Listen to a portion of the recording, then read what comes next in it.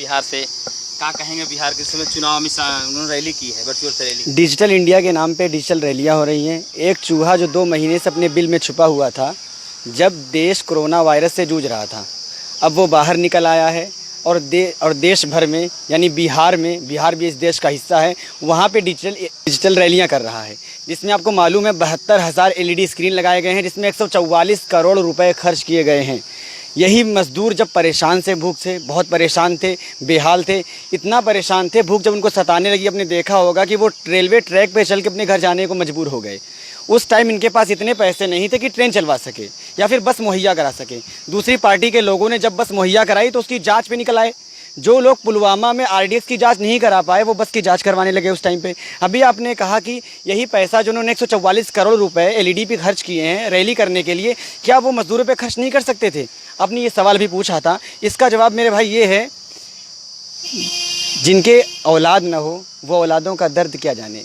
जो इंसान अपनी बीवी को छोड़ के चला गया, उसका कभी मुंह पलट के नहीं देखा, वो दूसरों के बीवियों का दर्द, दूसरों के बच्चों का दर्द, भूख का दर्द क्या जाने। जो अपनी बीवी के गहने चुरा के भाग जाता है, उसको माँ का दर्द एहसास कैसे होगा? मेरे भाई, जो इंसान अपने बाप के मरने पे उसकी अर्थी को जलाने ना जाए, उसको दर्द हो सकता है? हम अगर दर्द की आशा लगाते हैं या उम्मीद करते हैं तो ये हमारी बेवकूफ़ी है। मैं बता दूं आपको, जिस पार्टी के सारे विधायक जमानत पर हों और जिनके ऊपर रेप और हत्या के केस चल रहे हैं, वो पार्टी आज भाजपा सत्ता पे है। ये देश के लिए बहुत दुर्भाग्यपूर्ण बात है, अफसोसनाक बात है मेरे भाई। लेकिन अमित शाह ने जो इस तरह रैली की है, उसमें उन्होंने कहा भैया पूरे देश के लिए आह्वान किया, अपनी पार्टी को बढ़ाने का आगे बात करेंगे। और वहाँ बिहार को बोलते हमारी सरकार, हम फिर सरकार बनाएंगे। बिल्कुल, सरकार उनको बनानी चाहिए। देखिए, सरकार का मतलब होता है आवाम की मदद करना, उनके मजबूरी में उनके काम आना। ये किस बिना पे सरकार बनना चाहते हैं या सत्ता हथियाना चाहते हैं? इन्होंने अब तक किया क्या है? कोई चीज़ बताएं। इन्होंने जब इनको मदद काम करने की बारी आती है तो कहते हैं आत्मनिर्भर बनो। मेरे भाई, आप ये जवाब दीजिए, विरासत में मिली जायदाद को बेचकर पार्टी के MLA को खरीदना आत्मनिर्भरता कहलाता है? क्या यही आत्मनिर्भरता है कि लोगों से टैक्स लो और इससे विधायक खरीदो? अगर आत्मनिर्भरता आवाम को आप सिखा रहे हो तो आप भी आत्मनिर्भर बनो। GST के नाम पे टैक्स नहीं वसूलो। ये चीज़ समझने की बात है। और कोरोना, एक चीज़ और मैं बताना चाहूँगा आवाम को, कोरोना के नाम पर जमा किया गया पैसा डिजिटल रैलियों में खर्च किया जाएगा, इसीलिए PM केयर फंड का हिसाब नहीं दिया जाएगा।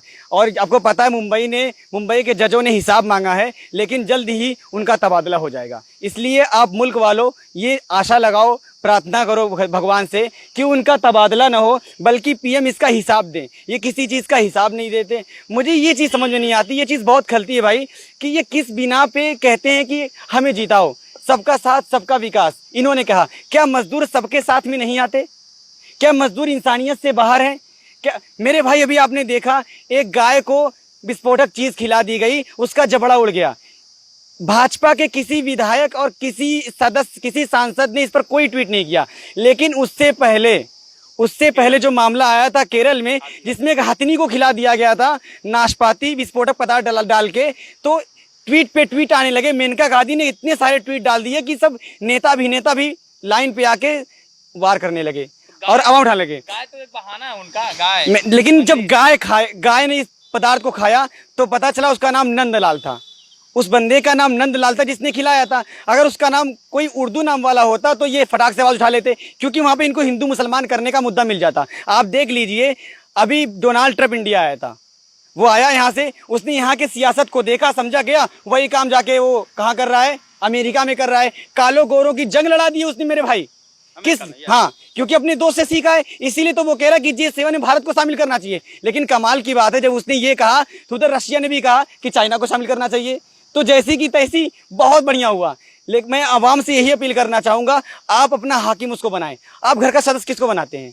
किसी बेवकूफ़ को, किसी पागल बच्चे को, किसी अनपढ़ को, या जो घर की बातें ना सुने, या घर के किसी के दर्द ना समझे, जो आवारा बच्चा, उसको आप सदस्य बनाते हैं?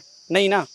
आप हमेशा घर का सदस्य उसे बनाते हैं जो घर के परिवारों का दर्द को समझे, उनके दुख को बांटे, उनके काम आए मुसीबत में। वो होता है घर का सदस्य। ये देश हमारा एक घर है मेरे भाई, ये इस घर है, इसको चलाना होता है। वही इंसान चला सके जो काबिल हो।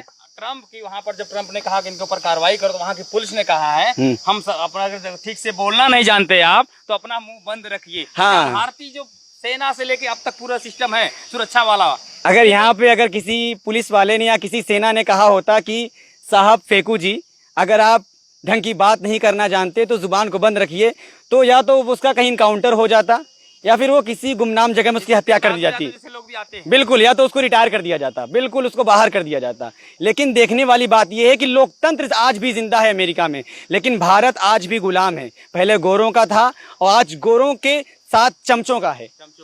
एक सवाल लेता जी, ये बताइए आप, अगर अमेरिका वाली जो हालत हुई है वहाँ की पुलिस ने कहा हम संविधान के रक्षक हैं और अगर आपको ठीक से बोलना नहीं आता, ट्रम्प को कहा है कि अपनी जुबान तो बंद रखिए, क्या भारत में ये संभव?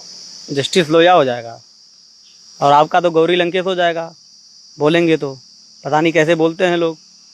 तो सदा हक और सच की हमने हिमायत की है, अगर है ये बगावत तो हमने बगावत की है। बिहार के चुनाव पर बिहार के लोगों को या देश के लोगों को बस एक संदेश देना चाहता हूँ, जो 60 साल 70 साल का हिसाब मांगते हैं। लल्लू के बेटे कल्लू ने अपने बाप की पूरी ज़मीन बेचकर एक कार ले ली। उसने कहा कि पिताजी 60 साल में कार नहीं ले पाए। वही कहानी भारतीय जनता पार्टी की है। लल्लू के बेटे कल्लू ने अपने बाप की सारी जायदाद बेच के कार ले ली, बोला पिताजी 60 साल तक कार नहीं ले पाए।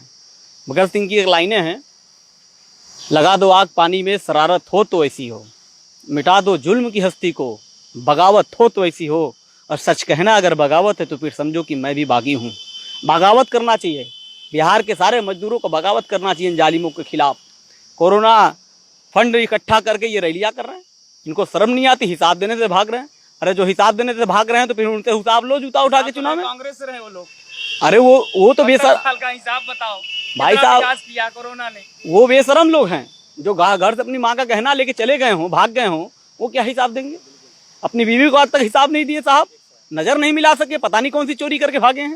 एक सवाल लेते हैं आप लास्ट में, बताइए। बिहार के लोगों से कहना चाहूँगा, मुत्तहिद हो तो बदल डालो निज़ाम गुलशन, मुत्तहिद हो तो बदल डालो निज़ाम गुलशन, मुंतशिर हो तो मरो, शोर मचाते क्यों हो।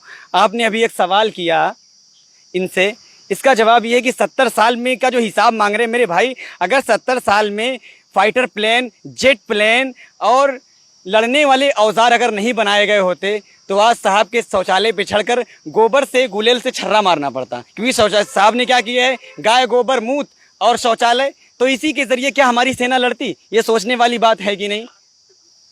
और एक चीज़ और कहना चाहूँगा बिहार के लोगों से कि आप एक हो जाए, जिस तरह ये हथेली एक है, एक उंगली से आप किसी चीज़ को नहीं उठा सकते, लेकिन इस हथेली से उठा सकते हैं। आप एक हो जाएं, विकास के मुद्दे को चुनें। लड़ाई झगड़े या हिंदू मुस्लिम मजहबी चीज़ों में ये उलझाना चाहेंगे आपको। इस वक्त दिमाग को डाइवर्ट करने के लिए लोगों को जानवरों को सताया जा रहा है ताकि लोगों का ध्यान उधर चला जाए और मजदूरों का दर्द लोग भूल जाएं। लेकिन मेरे भाई अपने दर्द को एहसास करिए, महसूस करिए कि आपने कितना दर्द झेला है दिल्ली, बम्बई, मुंबई में। मेरे भाई आप सोचने वाली बात है। तो आपका सवाल है कि वहाँ के बिहार की जनता जागरूक होकर इनसे लड़े। हाँ, इनसे लड़े, इनका मुकाबला करे, इनके सामने घुटने ना टेके।